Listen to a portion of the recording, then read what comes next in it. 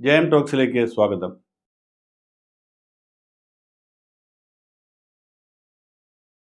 കഴിഞ്ഞ രണ്ടാഴ്ചയ്ക്കുള്ളിൽ കേരള തീരത്ത് 2 കപ്പലപകടങ്ങളാണ് ഉണ്ടായത്. ആദ്യത്തെ കപ്പലപകടം രാസവസ്തുക്കളും കീടനാശിനികളുമായി വന്ന വിഴിഞ്ഞത്ത് നിന്ന് പുറപ്പെട്ട ഒരു കപ്പൽ കൊളംബിയയിലേക്ക് പോകുന്ന വഴിക്ക് കടലിൽ വെച്ച് മുങ്ങുകയാണ് ഉണ്ടായത്. ഏകദേശം 600ഓളം കണ്ടെയ്നറുകളാണ് കപ്പലിൽ ഉണ്ടായിരുന്നത്. ഈ കണ്ടെയ്നറുകളിൽ ഒട്ടുമിക്കതും ഇപ്പോൾ കടലിൽ മുങ്ങിക്കിടക്കുകയാണ്. ഏതാനും കണ്ടെയ്നറുകൾ ആലപ്പുഴ മുതൽ വർക്കല വരെയുള്ള തീരദേശത്ത് അടിഞ്ഞു. ഭാഗ്യത്തിന് ആ കണ്ടെയ്നറുകളിലൊന്നും അപകടകരമായ വസ്തുക്കളൊന്നും ഉണ്ടായിരുന്നില്ല. പക്ഷേ കടലിൽ മുങ്ങിക്കിടക്കുന്ന കണ്ടെയ്നറുകളിൽ വളരെ അപകടകരമായ രാസവസ്തുക്കളും കീടനാശിനികളും ഒക്കെ ഉണ്ട് എന്നുള്ളതാണ് മനസ്സിലാക്കാൻ കഴിയുന്നത്. എന്നാൽ ഏറ്റവും ദുഃഖകരമായ സംഗതി, ഇതുവരെ സർക്കാരോ ബന്ധപ്പെട്ടവരോ ഈ കണ്ടെയ്നറുകളിലുള്ള സാധനങ്ങൾ എന്താണെന്നുള്ളതിൻ്റെ വിവരങ്ങൾ ജനങ്ങളുടെ മുന്നിൽ വെളിപ്പെടുത്തിയിട്ടില്ല. എന്ന് മാത്രമല്ല, ഏറ്റവും ഒടുവിലത്തെ സ്ഥിതി, കപ്പലിൻ്റെ ഉടമകളായ കമ്പനിക്കെതിരായിട്ട് ഒരു കേസെടുക്കാൻ പോലും സർക്കാർ തയ്യാറാകുന്നില്ല. ഇത് സംബന്ധിച്ച് വളരെയേറെ ആരോപണങ്ങളും ആക്ഷേപങ്ങളും ഒക്കെ ഇപ്പോൾ ഉണ്ട്. എന്തുകൊണ്ടാണ് ഇത് രഹസ്യമാക്കി വെക്കുന്നത്? എന്തുകൊണ്ടാണ് കമ്പനിക്കെതിരെ കേസെടുക്കാത്തത്? തീർച്ചയായും കപ്പൽ കമ്പനിക്കെതിരെ കേസെടുത്താൽ ഈ കമ്പനിയിൽ നിന്ന് തന്നെ നഷ്ടപരിഹാരത്തിനുള്ള തുക വസൂലാക്കാൻ പറ്റും. പക്ഷേ കമ്പനി ഒഴിവാക്കിക്കൊണ്ട് ഇൻഷുറൻസ് കമ്പനിയിൽ നിന്ന് പണം ഈടാക്കാനുള്ള ശ്രമമാണ് ഇപ്പോൾ നടക്കുന്നത്. ഇത് നമ്മുടെ വിഴിഞ്ഞം തുറമുഖത്തിന് താല്പര്യങ്ങൾ സംരക്ഷിക്കാൻ വേണ്ടി, അദാനിക്ക് വേണ്ടി സർക്കാർ ചെയ്യുന്ന വിട്ടുവീഴ്ചയാണ്, ഒത്തുകളിയാണ് എന്നൊക്കെയുള്ള വിമർശനമാണ് ഇപ്പോൾ ഉണ്ടാകുന്നത്. ഈ കപ്പലപകടം നിലനിൽക്കുമ്പോഴാണ് കഴിഞ്ഞ ദിവസം കണ്ണൂരിനടുത്ത് മറ്റൊരു കപ്പലപകടം ഉണ്ടായത്.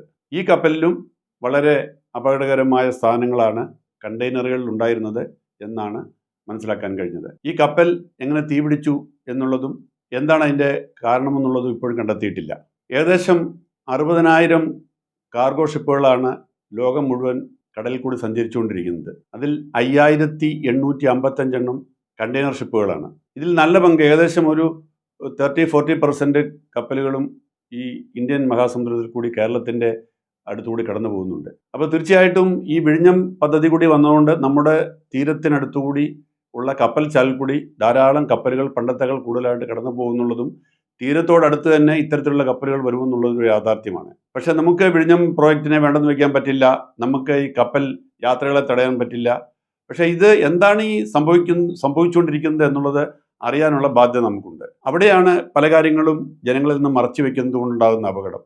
എങ്ങനെയാണ് ഈ കപ്പലപകടം ഉണ്ടായത് എന്ന് പോലും കണ്ടെത്താൻ കഴിയുന്നില്ല. പല കാരണം കൊണ്ട് ഈ ചെറുകപ്പലുകളിൽ തീപിടിക്കുകയോ അല്ലെങ്കിൽ അപകടമുണ്ടാവുകയോ ചെയ്യാം. ഒന്ന്, ഈ കപ്പലിനുള്ളിൽ കണ്ടെയ്നറുകൾ പാക്ക് ചെയ്യുമ്പോൾ ഉണ്ടാകുന്ന പ്രഷറാണ്. രണ്ടാമത്, കപ്പലിൻ്റെ ബാലസ്റ്റിംഗ്, അതായത് കപ്പലിനുള്ളിലെ വെയിറ്റ് നിയന്ത്രിക്കുന്ന ഘടകം. കപ്പൽ, നമുക്കറിയാം, കപ്പലിൽ സാധനങ്ങൾ ഇറക്കുമ്പോൾ ഈ വളരെയേറെ ഭാരമുള്ള ഈ കണ്ടെയ്നറുകൾ ഇറക്കുകയും കയറ്റുകയൊക്കെ ചെയ്യുമ്പോൾ ഇതിന് കപ്പലിൻ്റെ വെയിറ്റ് കൂടുകയും കുറയുകയും ചെയ്യും. പെട്ടെന്ന് കപ്പലിൽ നിന്ന് കണ്ടെയ്നറുകൾ ഇറക്കുമ്പോൾ ഒരു കടലിൽ കിടക്കുന്ന ഒരു കോർക്കിൻ്റെ അവസ്ഥയിൽ ഇത് പെട്ടെന്ന് മുകളിലേക്ക് പൊങ്ങാനും അതിൻ്റെ നിയന്ത്രണം വിട്ടുപോകാനും സാധ്യതയുണ്ട്. അതിനുവേണ്ടി ചരക്ക് നീക്കുന്നതിനനുസൃതമായിട്ട് കപ്പലിൽ നിന്ന് വെള്ളം നീക്കിക്കൊണ്ട്, കപ്പലിനുള്ളിൽ തന്നെ ഇതിനുവേണ്ടി വെള്ളം നിറച്ചിട്ട് ആ വെള്ളം നീക്കിക്കൊണ്ടാണ്, അല്ലെങ്കിൽ വെള്ളം നിറച്ചുകൊണ്ടാണ്, ഇപ്പം ചരക്ക് അൺലോഡ് ചെയ്യുന്ന സമയത്ത് കപ്പലിനുള്ളിൽ വെള്ളം നിറയ്ക്കുക, ചരക്ക് നിറയ്ക്കുന്ന സമയത്ത് കപ്പലിനുള്ളിലെ വെള്ളം നീക്കുക. ഈ രീതിയിലാണ് കപ്പലിൻ്റെ ബാലൻസ് കൺട്രോൾ ചെയ്യുന്നത്. ഒരു 19ാം നൂറ്റാണ്ട് വരെ മണലോ കല്ലോ ഇട്ടായിരുന്നു ഇത്തരത്തിൽ ബാലൻസിങ് നടത്തിയിരുന്നത്. പക്ഷെ അതിനുശേഷം കൂടുതൽ സാങ്കേതിക വിദ്യകൾ വളർന്നതോടുകൂടി വെള്ളം നിറച്ചാണ് കപ്പലിൻ്റെ ബാലൻസിങ് നിലനിർത്തുന്നത്.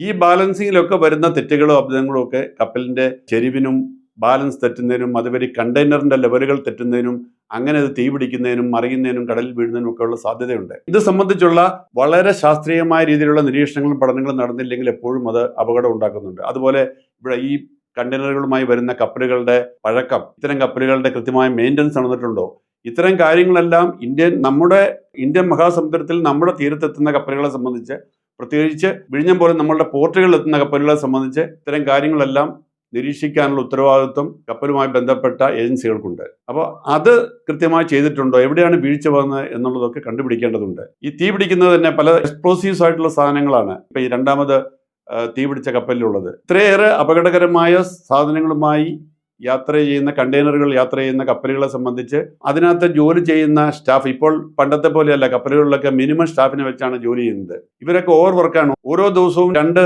പോർട്ടിലൊക്കെ പോയി ചരക്ക് ഇറക്കുകയും കയറ്റുകയും ചെയ്യേണ്ട സാഹചര്യം ഉണ്ടാവാറുണ്ട്. അപ്പോൾ ആ സമയത്ത് ഈ സ്റ്റാഫിനൊക്കെ കൃത്യമായി വിശ്രമം കിട്ടിയിട്ടുണ്ടോ, ഇവർ ഉറങ്ങിയിട്ടുണ്ടോ, ഇതൊന്നും ആരും പരിശോധിക്കുന്നില്ല. ഇത്തരം കാര്യങ്ങളിലുള്ള വീഴ്ചകൾ പോലും ഈ കപ്പലിൻ്റെ അപകടത്തിന് വഴിയൊരുക്കുമെന്നാണ് ഇതേക്കുറിച്ച് വളരെ സാങ്കേതികമായ അറിവുള്ള ഈ കപ്പലുകളിൽ തന്നെ ജോലി ചെയ്യുന്ന ആളുകളിൽ നിന്ന് മനസ്സിലാക്കാൻ കഴിഞ്ഞിട്ടുള്ളത്. അപ്പോൾ ഇങ്ങനെയുള്ള ഒട്ടേറെ സാങ്കേതിക പ്രശ്നങ്ങൾ ഇതിനകത്ത് അന്തർലീനമായിട്ടുണ്ട് എന്നുള്ളതാണ് നാം മനസ്സിലാക്കിയിരിക്കേണ്ടത്. ഈ കണ്ടെയ്നറുകൾ കൃത്യമായും ഒരു കോഡ് അനുസരിച്ച് വേണം അത് പാക്ക് ചെയ്യാൻ വേണ്ടി. ആ കോഡ് ഇന്റർനാഷണൽ കോഡാണ്. ആ കോഡ് അനുസരിച്ച് അത് പാക്ക് ചെയ്തില്ലെങ്കിൽ ഇതിന്റെ ബാലൻസിങ്ങിൽ വ്യത്യാസം വരാം, അതുകൊണ്ട് ഫ്രിക്ഷൻ ഉണ്ടാവാം, അതുകൊണ്ട് സ്ലിപ്പ് ചെയ്യാം. ഇതൊക്കെ അപകടം. പ്രത്യേകിച്ച് കെമിക്കൽ സാധനങ്ങളോ എക്സ്പ്ലോസീവ് സാധനങ്ങളോ ഒക്കെ നിറച്ച കണ്ടെയ്നറുകളാകുമ്പോൾ ഇതെല്ലാം വളരെ പ്രധാനപ്പെട്ട കാര്യങ്ങളാണ്. നേരത്തെ പറഞ്ഞതുപോലുള്ള ബാലിസ്റ്റിംഗ് കൺട്രോളിങ്, ഇതിനെല്ലാം കമ്പ്യൂട്ടറൈസ്ഡ് പ്രോഗ്രാമിംഗ് ഉണ്ട്.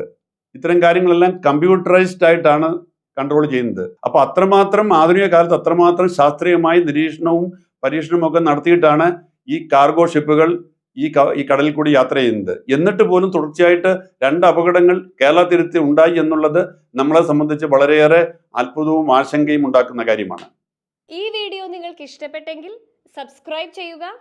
അതിനായി താഴെയുള്ള ബെൽ ബട്ടണിൽ അമർത്തുക.